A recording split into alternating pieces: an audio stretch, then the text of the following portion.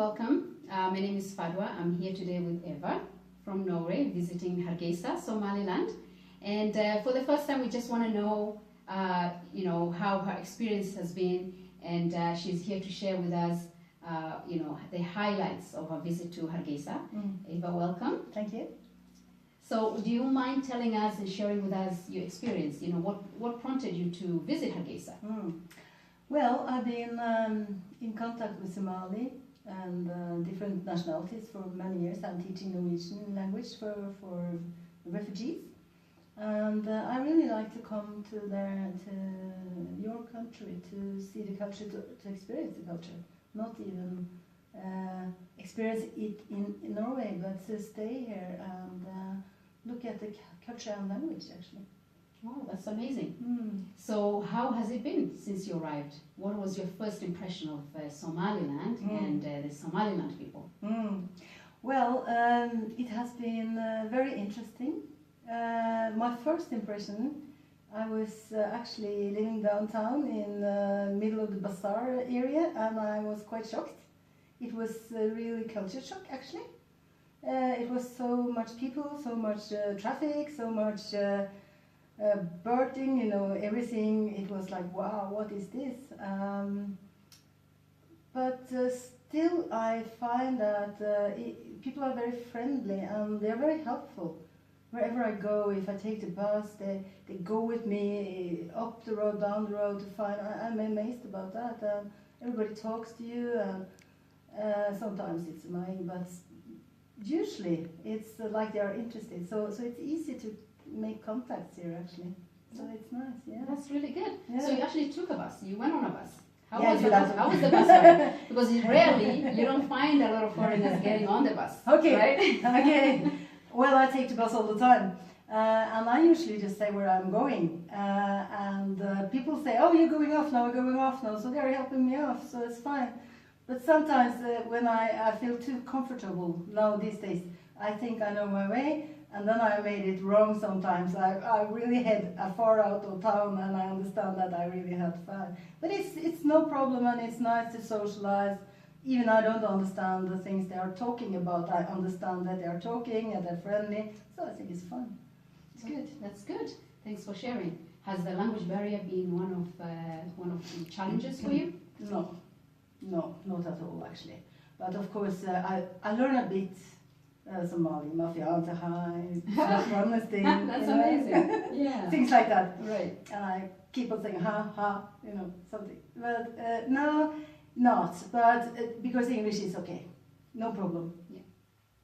But of course, as I say, when I'm sitting there, it would be so nice to be in the conversation they are talking. So of course, if my stay should be much longer, I would. I'm learning a bit. I go to teach to the teacher. I learned a bit Somali. That's wonderful. It's difficult. With any language, it's always a little bit difficult. Yeah, you're not. But I'm actually amazed. You've just been here, 3 weeks, I think? Well, it's my second time here actually. So I came 2nd of December. Okay. Then I stayed in Hargeisa for maybe a week or something. And I went up to Bra. This sound is difficult. And I stayed there for maybe almost a month. And I went out of the country, I came back again, and now I came 10th of January. So almost 5 weeks, actually, in Hargeisa. Wow. So you actually visited, other parts of Somaliland, which is really good. Yeah. How has it been different from Hargeisa to Boro? Have you been to Berbera? Yeah. What difference have you seen between those cities? About Berbera is more I went for the sea and the sun. It was, not much experience I had there actually. But in Bora, I found it a bit stricter actually. I feel more freedom here. Like in Bora, I have to have guards all the time and couldn't walk in the streets very much and things. But still, I had a beautiful experience. I lived in the countryside on an orphanage, so it was lovely staying around here. And I stayed private, so I get to know a lot of people and they're living, and they live with small ladies in the house, and so I had a lovely time actually. But of course, I didn't move so much around as I do here. Here I move everywhere, you know, it's easy. Mm-hmm. So at least you can see this, Yeah. difference between the cities. Yeah. Hargeisa is more, I would say, cosmopolitan. It's Yeah. more, Yeah. visiting Hargeisa. Yeah. So, Yeah. it's good for you to actually be able to actually get on the bus and Yeah. be free. Yeah, yeah, you know. yeah. And for our community, actually, Somalilanders, is for us to recognize that when we have foreigners coming in, Yeah. for us to feel, make them feel welcome. Yeah, Right? Yeah. And to give you another reason to come back, actually. Of course, yes, I feel like that. I feel welcome, really. That's really good. I do. Yeah. So your background is as a teacher. How do you see educational? Maybe you had a chance to visit a couple of education centers. How do you compare that with the education in Norway? You might say. Yeah. I can see that the most education that is maybe what is people think is worse is the private ones, that the public ones is not so accepted in a way, it's not so good, people tend to say to me. And of course my branch or my specialty is also skilled work or vocation work, and that I think is a big lack here, you know. I've been with European College for a while now and tried to see what they're doing and their everything, but they're struggling so hard because people don't have the guys that want to take vocation, that is very needed in Somaliland, doesn't have the money. You know, the guys that have the money tends to go to the universities and they get education to unemployment, a lot of them. But what I think these people need in Somaliland is vocation work, skilled work, so we don't need to import people from India and Bangladesh or whatever, you know, because it's so much work going on here, so we should support your own guys. I actually quite agree with you on that, because we have a huge high youth unemployment. Yeah.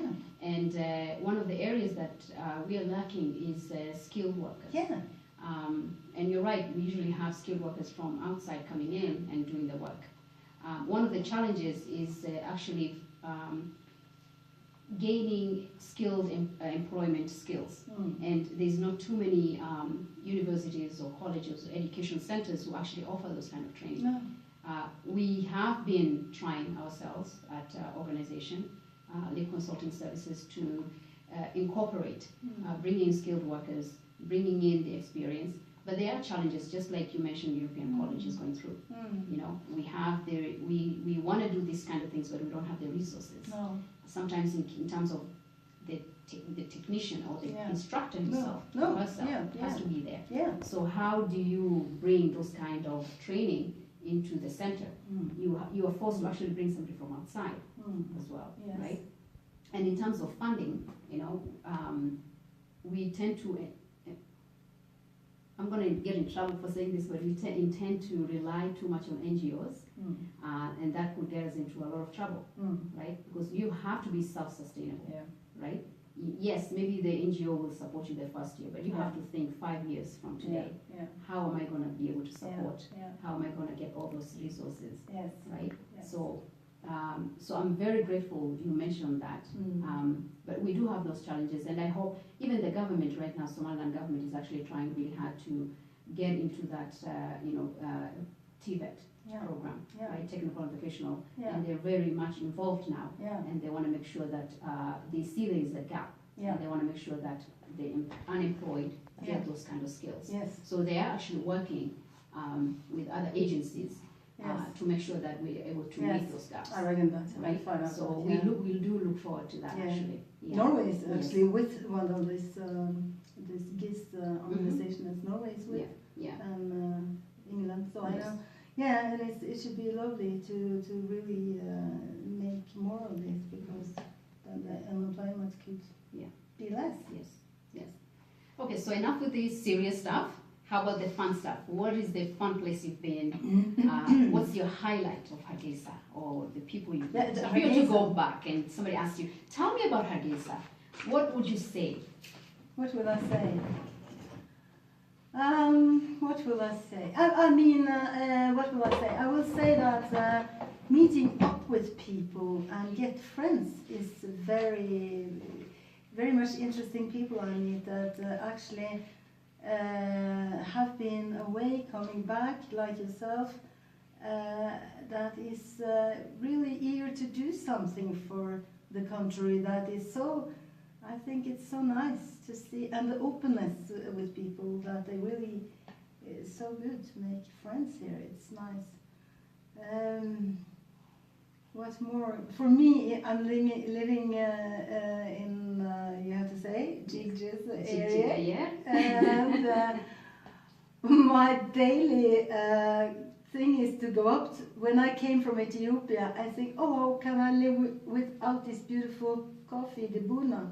But I have like that in my street. So every afternoon I go up there and take a Buna. So this is one of my highlights actually. It's nice, yes. So, you know, and yeah, I think meeting new people, and that people, it is, what is, people have time. I must say it's a big time. In Norway, people are stressed. Mm-hmm. If you shall arrange something, you have to look in a book, and it has to be, oh no, not next, that, not next. Here, people can say, yeah, I can meet you later today, tomorrow, yeah, whenever. And I love that, because I'm that kind of person. And that is very lovely, actually. I think that even if it's very unstructured, lots of, yeah, that is very strange for me and frustrating as well. But I must say, we also should go back to these momentary happenings where you say, yeah, I can meet you tonight. Yes, me too, me too, me too. I have much of time because I'm traveling, I don't have any work. But still people have work, time for me. Yes. And I think this is lovely. Very lovely. Thank you for saying that, actually. Yeah. We are more relaxed.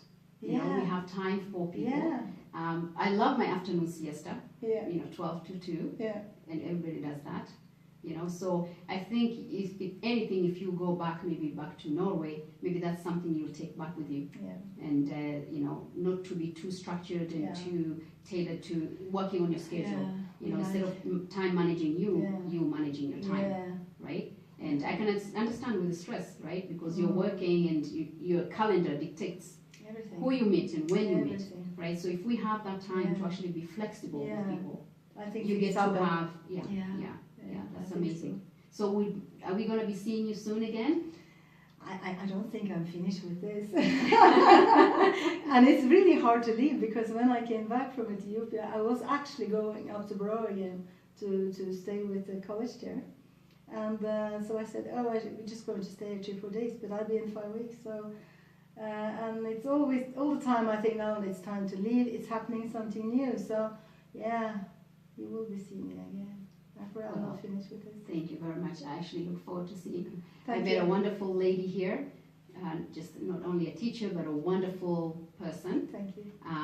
It's actually your birthday coming up soon. Yeah. 2 days.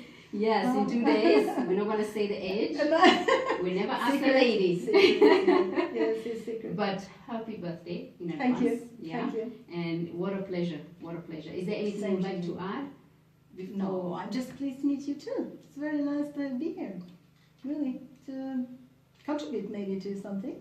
I don't see it's. I'm really not often I see the skin like me in the streets. I mean, I'm quite something that, oh, it's a white.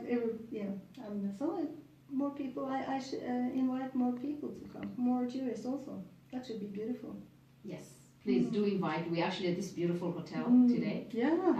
Royal Palace Hotel Resort. It's in Hargeisa. Just before you get to Abaso, we'll go have a look at it and maybe take some pictures, and you can get a view of this beautiful hotel. Yeah. It's the first time you're coming here too, Yes. so it's a nice breath of fresh air. Yes. But thank you so much. Thank you. I've never done myself anything like this, so No. when I asked You should you continue doing it. No, if I get somebody like you know, absolutely. No, it's nice to get a view, you know, we don't hear when we have visitors coming and visiting, we don't hear, you know, the experiences. No. So thank you for sharing. Thank you for sharing. Thank you for coming. Thank you for interviewing me.